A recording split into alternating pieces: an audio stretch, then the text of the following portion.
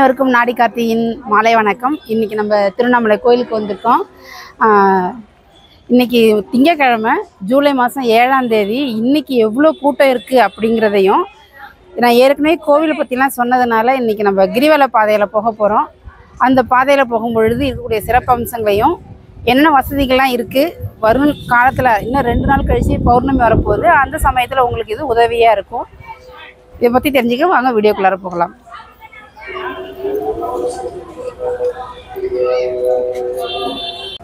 இப்போ நான் வந்து ராஜகோபுரத்தில் நின்றுட்டுருக்கேன். நம்ம கிரிவலம் போகணும் அப்படின்னு சொன்னாக்கா கோபுரத்துலேருந்து நம்ம மெயின் என்ட்ரன்ஸ் வந்துட்டோம் அப்படின்னாக்கா மெயின் ரோடுக்கு வந்துட்டோம்னா அங்கிருந்து நம்மளுடைய பாதை ஆரம்பிக்கும். அங்கே இது வந்து 14 கிலோமீட்டர்ஸ் 14 கிலோமீட்டர் தூரத்தில் அமைஞ்சிருக்கக்கூடிய இந்த மலையை தான் நம்ம இப்போ சுற்றி வர போகிறோம். எவ்வளோ நேரத்தில் இதில் வந்து 8 லிங்கங்கள் இருக்குது. அந்த 8 லிங்கங்கள் என்னென்னலாம் இருக்குது அப்படிங்கிறத நம்ம ஒவ்வொன்றா பார்க்கலாம். கோபுரத்தை விட்டு வெளியில் வந்துட்டோம். இந்த இடத்துல ராஜகோபுரம் கிரிவலம் துவங்கும் இடம்னு போட்டிருக்கோம். இந்த இடத்துல இருந்து நம்ம ஆரம்பிக்க போகிறோம். இங்கே இருக்கக்கூடிய ஒரு தீர்த்தம் தான் ஃபஸ்ட்டு வந்து சக்கர தீர்த்தம். இது வழியாக இப்போ நம்ம நடக்க ஆரம்பிக்க போகிறோம். கிரிவலத்தில் நம்மளுடைய முதல் லிங்கமாக இருக்கக்கூடியது இந்திரலிங்கம். இங்கே ஃபஸ்ட்டு வணங்கிட்டு தான் நம்ம அடுத்து ஒவ்வொன்றா போவோம். இந்த இடத்துக்கு வந்திருக்கோம். உள்ளே போய் பார்த்துட்டு எப்படி இருக்குன்றதை நான் சொல்கிறேன்.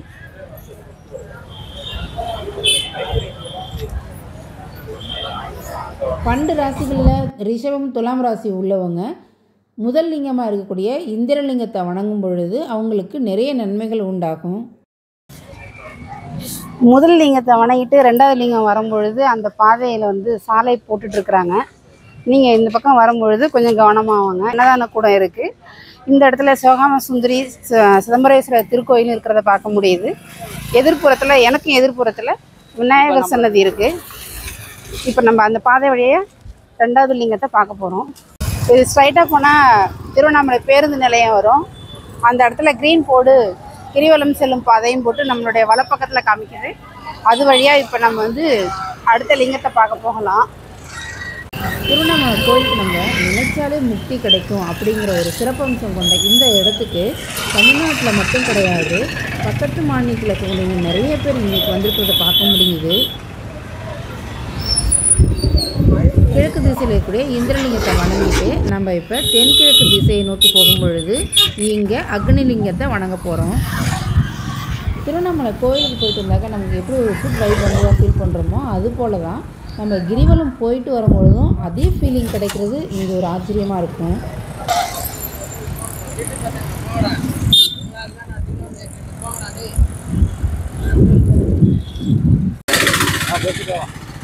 இப்போ நம்ம அக்னிலிங்கம் இருக்கக்கூடிய இடத்துக்கு வந்திருக்கோம். ஃபஸ்ட்டு அக்னி தீர்த்த மண்டபத்தில் இருக்கக்கூடிய விநாயகரை வணங்கிட்டு அதுக்கப்புறம் நம்ம அக்னிலிங்கம் பார்க்க போகலாம்.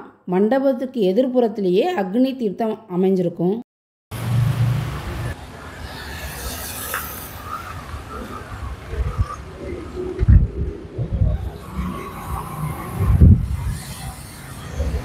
இந்த இடம் தான் 2வது லிங்கம் இருக்கக்கூடிய அக்னி தீர்த்தம் பகுதியில் இருக்கக்கூடிய அக்னி லிங்கம். இங்கே அருணகிரிநாதர் அது அவங்களுக்கான உருவமைப்பு சிலை இருக்கிறத பார்க்க முடியுது.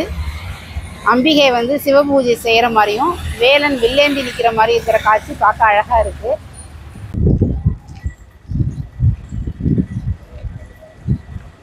குளத்துக்கு பின்னாடி கோவில்ப்பா. ஒரு சின்ன வீடு மாதிரி இருக்குல்ல.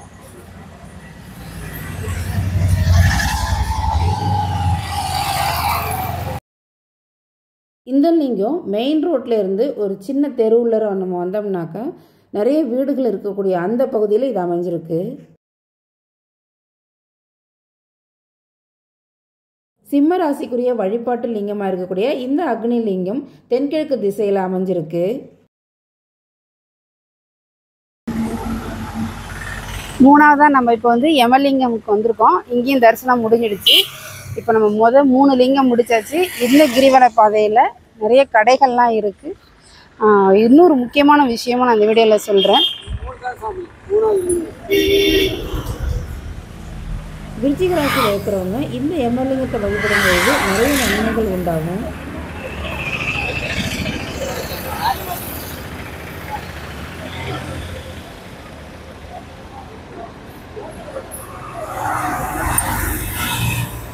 இந்த பாதை வழியாக தான் நம்ம பெங்களூர்லேருந்து திருவண்ணாமலை கோயிலுக்கு வரும்பொழுது சென்ட்ரல் பஸ் ஸ்டாண்டுக்கு போயிருப்போம்.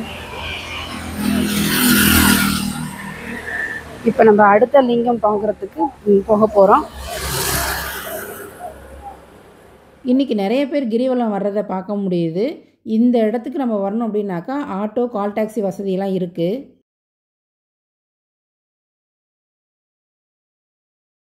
பன்னெண்டு ராசியில் முதலாவதாக இருக்கக்கூடிய மேஷ ராசிக்குரிய நிருதிலிங்கம் திருக்கோயிலுக்கு நம்ம இப்போ வந்திருக்கோம். இங்கிருந்து நமக்கு இன்னும் 8.5 கிலோமீட்டர் தூரம் கிரிவல பாதை அமைஞ்சிருக்கு. கோயில் உள்ளே போகிறதுக்கான அந்த நுழைவாயில் கட்டிகிட்டு இருக்கிறத பார்க்க முடியுது. அதனால் நீங்கள் கிரிவலம் வரும்பொழுது இந்த இடத்துல கொஞ்சம் கவனமாக வாங்க.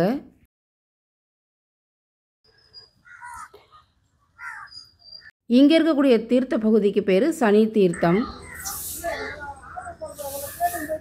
இது தென்மேற்கு திசையில் கடுந்தாவும் புரிந்து இந்த இடத்துல சிவபெருமான் நிருதிலிங்கமாக காட்சி தராரு. இந்த இடத்துல 8 லிங்கம் இருக்கக்கூடிய கிரிவல பாதையில் எந்தெந்த ராசிக்கு எந்தெந்த லிங்கத்தை வழிபடணும் அப்படிங்கிற குறிப்பு இங்கே இருக்கிறத பார்க்க முடிஞ்சுது.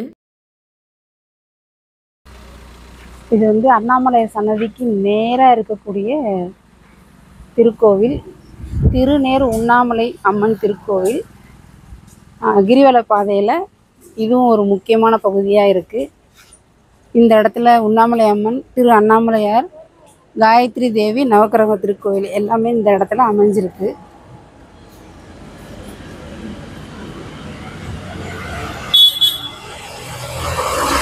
அப்படியே இந்த சைடு நம்ம இந்த மலையை பார்க்க முடியும்.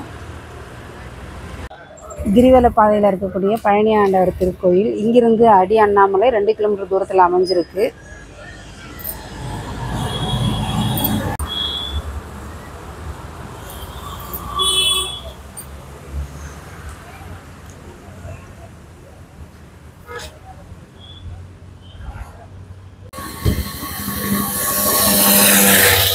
இந்த இடத்துல நிறைய மான் கூட்டங்கள்லாம் இருக்கிறத பார்க்க முடியுது.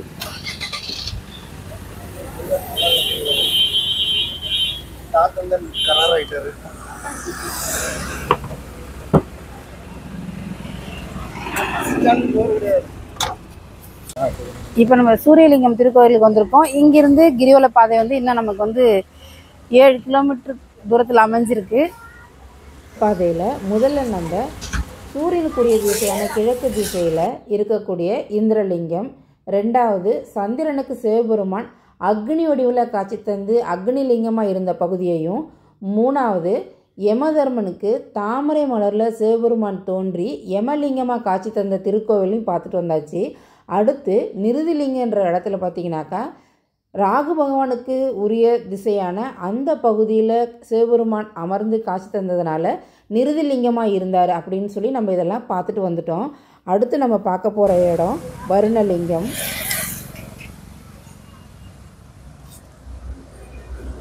மகரம், கும்பம் 2 ராசிகளுக்கான திருக்கோயிலாக இருக்கக்கூடிய வருணலிங்கம் கோவிலுக்கு வந்திருக்கோம். மேற்கு திசையில் அமைஞ்சிருக்கக்கூடிய ஈசன் நீர் வடிவமாக, அதாவது வருண பகவானாக அமைஞ்சிருக்கக்கூடிய இந்த லிங்கத்தை நம்ம வணங்கும் பொழுது இந்த திசைக்கு அதிபதியான சனி பகவானுடைய அருள் நம்ம பெற முடியும்.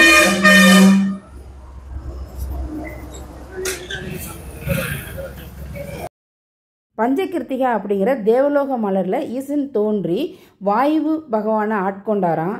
இந்த இடம் வடமேற்கு திசையில் அமைஞ்சிருக்கிறதுனால கேது பகவானுக்கு அதிபதியாக இருக்கக்கூடிய திசையாக அமைஞ்சிருக்கு. கோவிலுக்கு எதிர்ப்புறத்துலேயே நம்ம சுற்றி இருக்கிற ஒரு மலையின் ஒரு பகுதியை பார்க்க முடியுது.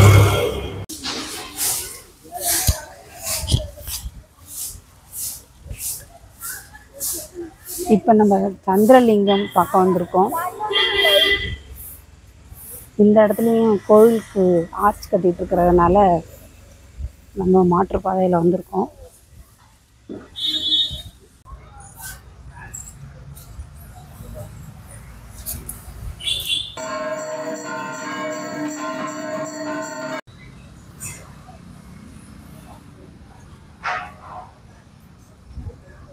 நம்ம கிரிவலம் வரும்பொழுது இந்த பாதையில் நமக்கு தேவையான அனைத்து வசதியுமே இருக்குது.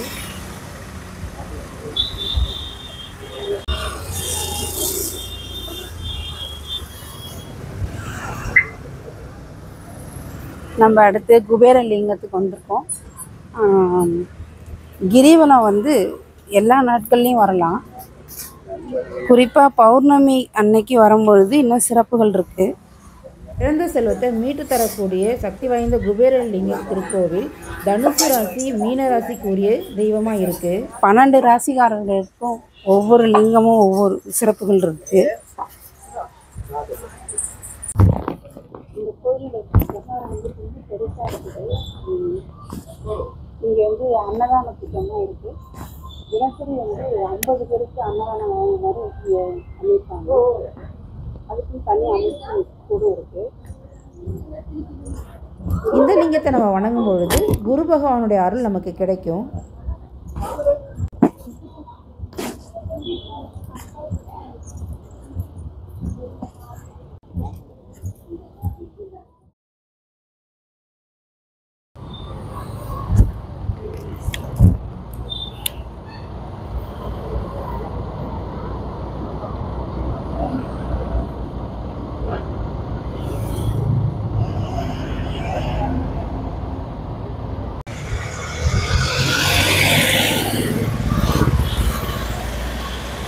இப்போ கிரிவல பாதையில் நடந்து வந்தது பெரிய விஷயம் இல்லை.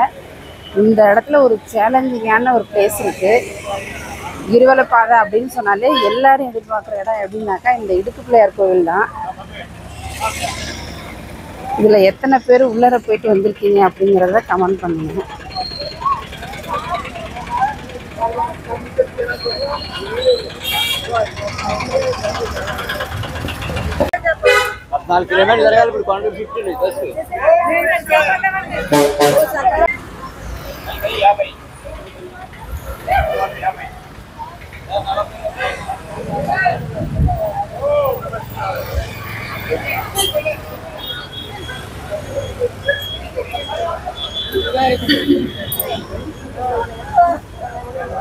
ஃபைனலாக வடகிழக்கு திசைக்கு அதிபதியாக இருக்கக்கூடிய புதன் இருக்கக்கூடிய திசையில் சிவபெருமான் காட்சி தர இந்த இடத்துக்கு நம்ம வந்திருக்கோம். கிரிவல பாதையில் கடைசியாக நம்ம 8வது லிங்கமாக இருக்கக்கூடிய ஈசான்ய லிங்கம் திருக்கோயிலுக்கு வந்திருக்கோம். இந்த இடத்துக்கு ஞான சன்னதி அப்படின்னு சொல்லி ஒரு பெயர் இருக்குது. அதுக்கு என்ன காரணம் அப்படின்னு சொன்னாக்கா, கல்வி கலைகளில் சிறந்து விளங்கக்கூடிய ஒவ்வொருத்தருமே இந்த சிவபெருமானை வந்து வணங்கிட்டு நம்ம போகும் பொழுது மேலும் மேலும் சிறப்படைவாங்க அப்படிங்கிற நம்பிக்கை இருக்குது. அது மட்டும் இல்லை, மிதுனம் கன்னிராசிக்காரர்களுக்குரிய தெய்வமாக இந்த இடம் அமைஞ்சிருக்கு. 8 லிங்கங்கள் அடங்கிய இந்த கிரிவல பாதை டோட்டலாக 14 கிலோமீட்டர் தூரத்தில் அமைஞ்சிருக்கு. இங்கே நம்ம நடந்து வரும்பொழுது 3லேருந்து 4 மணி நேரம் ஆகும்.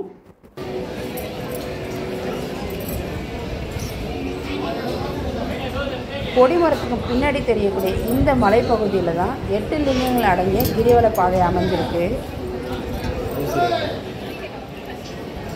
கோயிலில் சரியான கூட்டம். நாங்கள் 50 ரூபா டிக்கெட் எடுத்துகிட்டு 2.5 மணி நேரத்துக்கு அப்புறம் தான் சிவபெருமானை வணங்கினோம்.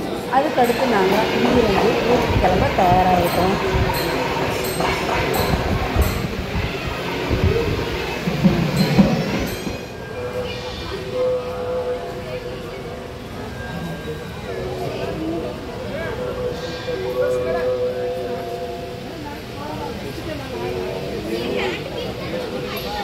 அதுக்கப்புறம் கோவிலுக்கு வந்து நம்ம அண்ணாமலையரை வணங்கிட்டு நம்ம இங்கிருந்து வழக்கமாக வேட்டவலம் விழுப்புரம் உளுந்தூர்பேட்டை டோல்கேட் வழியாக போகாமல் ஒரு புதிய வழியில் நம்ம இப்போ அடுத்து ஊருக்கு போக போகிறோம். அது எந்த வழியில் போகிறோம், எந்தெந்த இடத்துல மாற்றங்கள் இருக்குது அப்படிங்கிறத நான் இதை தொடர்ந்து வரக்கூடிய வீடியோவில் உங்களுக்கு அப்லோட் பண்ணுறேன். இதை மாதிரி தொடர்ச்சியான வீடியோ பார்க்க மறக்காமல் இந்த சேனலை சப்ஸ்கிரைப் பண்ணிட்டு பக்கத்தில் இருக்கிற பெல் பட்டனை ஆளில் வச்சுக்கணும்.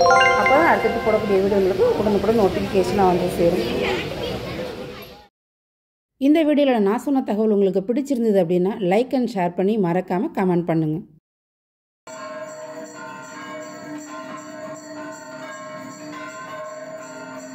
நம் சொந்தம் தொடர மீண்டும் ஒரு புதிய வீடியோவில் சந்திப்பது உங்கள் நாடி கார்த்தி. தேங்க்யூ ஃபார் வாட்சிங். நன்றி, வணக்கம்.